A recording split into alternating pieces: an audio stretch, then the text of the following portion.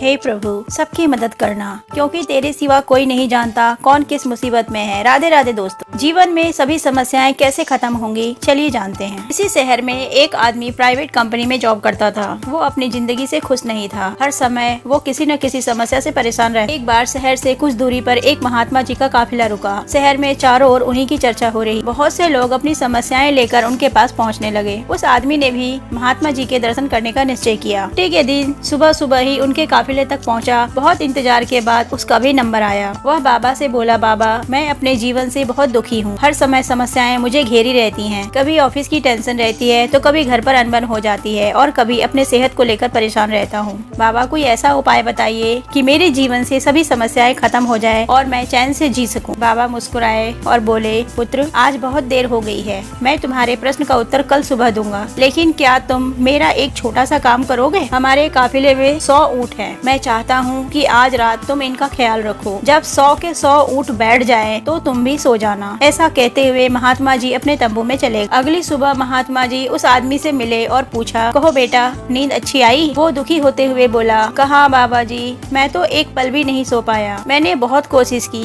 पर मैं सभी ऊँटों को नहीं बैठा पाया। कोई न कोई ऊँट खड़ा हो ही जाता था। बाबा जी बोले, बेटा कल रात तुमने अनुभव किया कि चाहे कितनी भी कोशिश कर लो, सारे के सारे ऊँट एक साथ नहीं बैठ सकते। तुम एक को बैठाओगे तो कहीं कोई और दूसरा खड़ा हो जाता है। इसी तरह तुम एक समस्या का समाधान करोगे तो किसी कारणवश दूसरी समस्या खड़ी हो जाती है। पुत्र जब तक जीवन है ये समस्याएं तो बनी ही रहती हैं, कभी कम तो कभी ज्यादा। तो हमें क्या करना चाहिए? आदमी ने जिज्ञासा बस पूछा। इन समस्याओं के बावजूद जीवन का आनंद लेना सीखो। कल रात क्या हुआ? कई ऊँट रात होते होते खुद ही बैठ गए। कई तुमने अपने प्रयास से बैठा दिए। बहुत से ऊँट तुम्हारे प्रयास के बाद भी नहीं बैठे और बाद में तुमने पाया कि उनमें से कुछ खुद ही बैठ गए। कुछ समझे?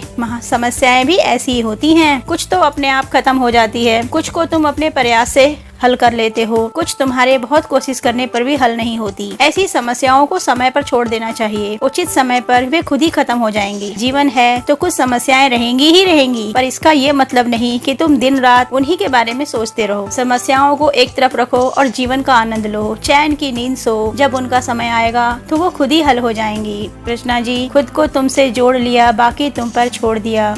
जब विचार, प्रार्थना और इरादा सब पॉजिटिव हो तो जिंदगी अपने आप पॉजिटिव हो जाती है। दोस्तों वीडियो को लाइक और शेयर करें तथा कमेंट में जय श्री राम अवश्य लिखें। Thank you.